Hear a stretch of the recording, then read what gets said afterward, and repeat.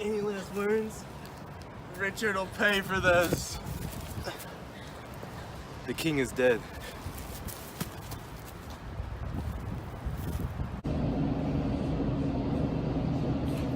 Good morrow to my sovereign king and queen. Happy indeed as we have spent the day. Gloucester, you have done deeds of charity, a peace of enmity, fair love of hate between the swelling, wrong incensed peers. A blessed labor, my most sovereign lord, amongst this princely heap. If any here by false intelligence or wrong surmise hold me a foe, if I unwittingly or in my rage have aught committed that is hardly borne by any in this presence, I desire to reconcile me to his friendly peace. 'Tis death to me to be an enmity. I hate it, and desire all good men's love.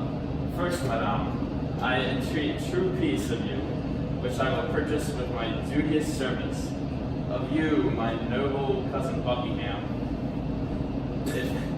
If you ever any grudge were lodged between us, of you and you, Lord Rivers and Dorset, all without debtor, have frowned on me.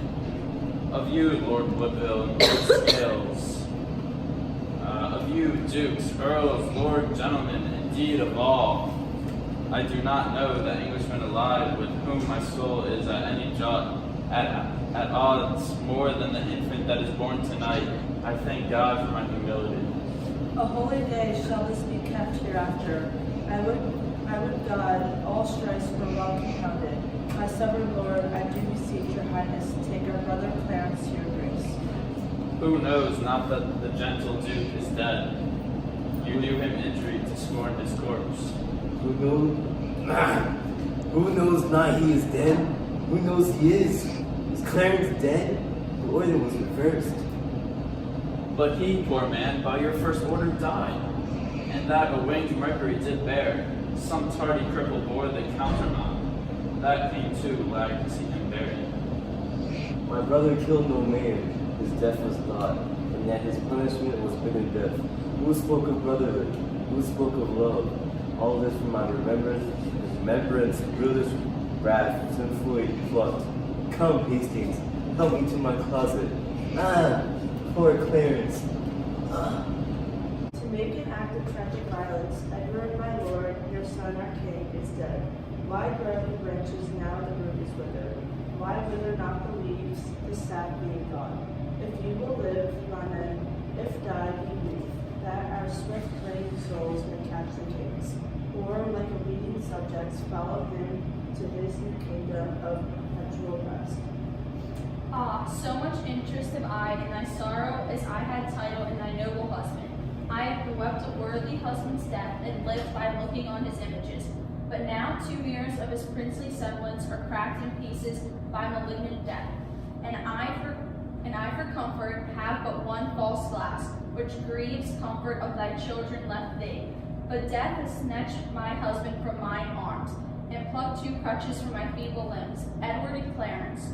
Oh, what cause have I, thine being but a moiety of my grief, to overgo thy plaints and drown thy cries? Good on! You put not for our father's death. How can we aid you with our kindred tears? Our father's distress was left unknown, yet riddled the lure likewise be unwept. Give me no help in lamentation, I am not bearing to bring forth complaints. All springs produce their thirst in mine eyes, that I, being governed by the water here, may send forth plenteous tears to drown the world. Oh, for my husband, for my dear Lord Edward. Oh, for our father, for our dear Lord Clarence! Alas for both mine, Edward and Clarence. What stay had I but Edward, and he's gone? What stay had we but Clarence, and he's gone? What stays had I but they, and they are gone? Was never widow so dear a loss. Were never orphans had so dear a loss. Was never mother had so dear a loss. Alas, I am the mother of these moans. Though Rosa Paracel, minor general, she for an Edward weeps, and so do I. I for Clarence do weep, so doth not she. These babes for Clarence weep, and so do I. I for an Edward weep, so do not they. Alas, on me, grieveful distress, pour all your tears. I am your sorrow's nurse, and I will pamper it with limitations. Madam, bethink you, like a careful mother of the young prince your son. Send straight for him. Let him be crowned, in him your comfort lies. Drown desperate sorrow at dead Edward's grave, and plant your joys in living Edward's throne.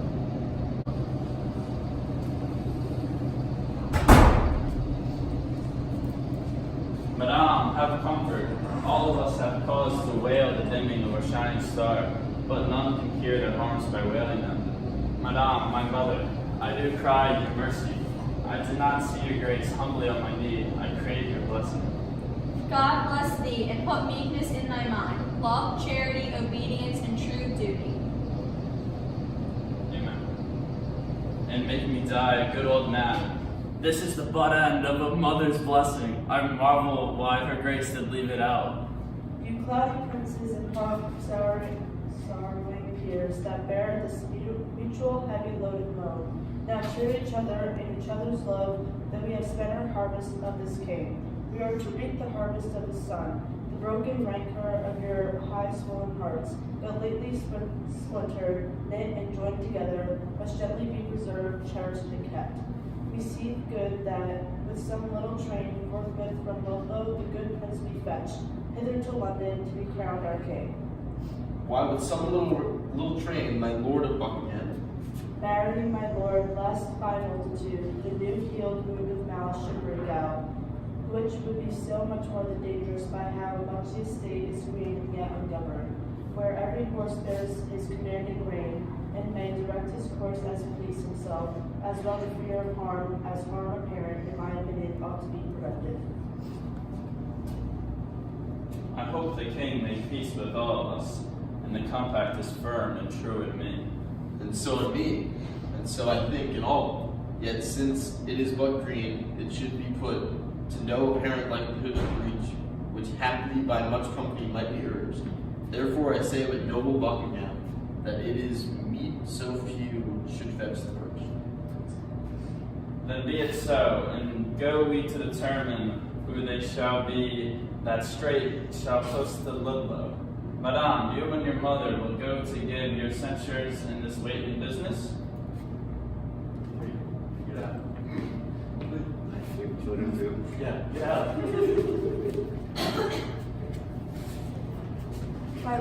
My lord, whoever journeys to the prince, for God's sake, let not us two be behind. For by the way, I'll sort occasion, as indexed to the story we late talked of, to part the queen's proud finger from the king. My other self, my council's consistory, my oracle, my prophet, my dear cousin, I, like a child, will go by thy direction. Towards Ludlow then, for we'll not stay behind. Good morrow, neighbor. Whither away so fast? I promise you, I scarcely know myself. Hear you the news abroad? Yes, that the king is dead. All news by our lady, seldom comes the better. I fear, 'twill prove a giddy world. Neighbors, Godspeed. Give you good morrow, sir. Doth this news hold of good King Edward's death? Aye, sir, it is too true. God help the while. Then, masters, look to see a troublous world. No, by God's good grace his son shall reign. Woe to the land that's governed by a child. In him there is a hope of government, which in his nonage counsel under him, and in his full and ripened years himself, no doubt shall then, until then, govern well. So stood the state when Henry VI was crowned in Paris but at 9 months old. Stood the state so? No, good friends. God wot. For then this land was famously enriched with politic grave counsel, then the king had virtuous uncles to protect his grace. Why, so hath this, both by his father and mother. Better it were they all came by the father, or by the father there were none at all. For emulation now, who shall be nearest, will touch us all too near, if God prevent not. Oh, full of danger is the Duke of Gloucester. and the queen's sons and brothers hot and proud, and were they to be ruled and not to rule, this sickly man might sole us as before. Come, we fear the worst. All will be well. When clouds appear, wise men put on their cloaks. When great leaves fall, the winter is at hand. When the sun sets, who doth not look for night? Old untimely storms make men expect a dearth. All may be well, but if God sort it so, 'tis more than we deserve or expect. Truly the hearts of men are full of fear. You cannot reason almost with a man that looks not heavily and full of dread. Before the times of change, still it is so. By a divine instinct, men's minds mistrust ensuing dangers. As by proof, we see the waters swell before a boisterous storm. But leave it all to God. Whither away? Mary, we were sent for to the justices. And so was I. I'll bear your company. Last night I heard they lay at Northampton. At Stony Stratford will they be tonight. Tomorrow or next day they will be here. I long with all my heart to see the prince. I hope he is much grown since last I saw him. But I hear no. They say my son of York hath almost overtaken him in his growth.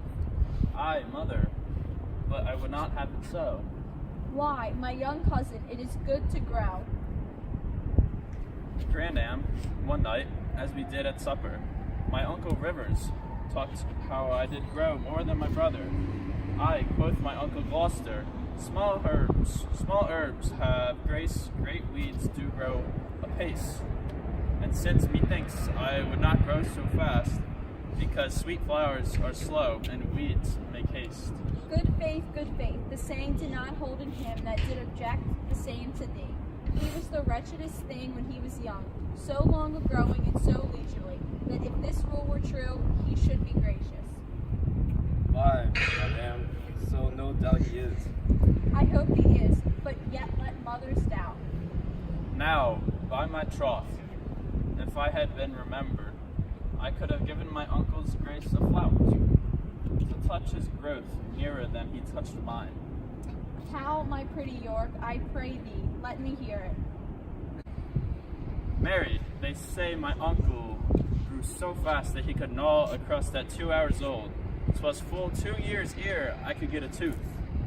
Grandam, this would have been a biting jest. I pray thee, pretty York, who told thee this? Grandam, his nurse. His nurse? Why, she was dead ere thou wert born. If 'twere not she, I cannot tell who told me. A parlous boy, go to, you are too shrewd. Good madam, be not angry with the child. Pitchers have ears. Here comes a messenger. What news?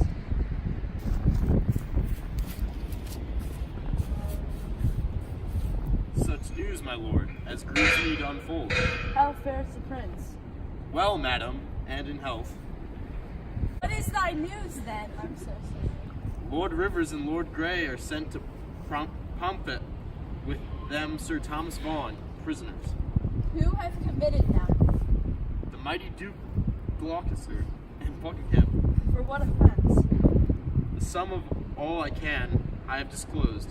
Why or for what these nobles were committed is all unknown to me, my gracious lady.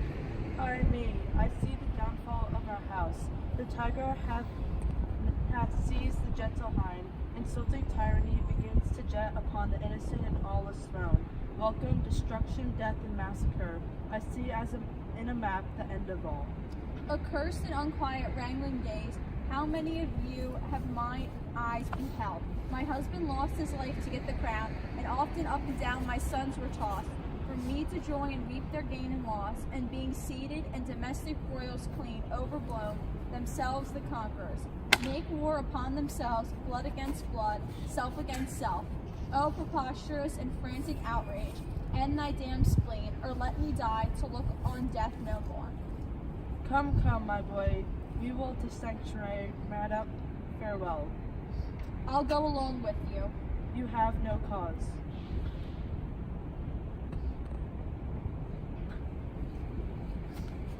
My gracious lady, go, and thither bear your treasure and your goods. For my part, I'll resign unto your grace the seal I keep, and so betide to me as well I tender you and all of yours. Come, I'll conduct you to the sanctuary. Masters, look to see a troublous world. No. Like, Okay, we'll cut here. God damn it, Colin! Are you guys doing like the day? They say my son of York hath almost overtaken him in his growth. Am I a kid then? You said my son of York. Am I your kid? Oh, just say the line. I think I'm. For God's sake, let us not too be behind. For, by the way, I'll sort occasion. Guys. I didn't know. Well, madam, and in health.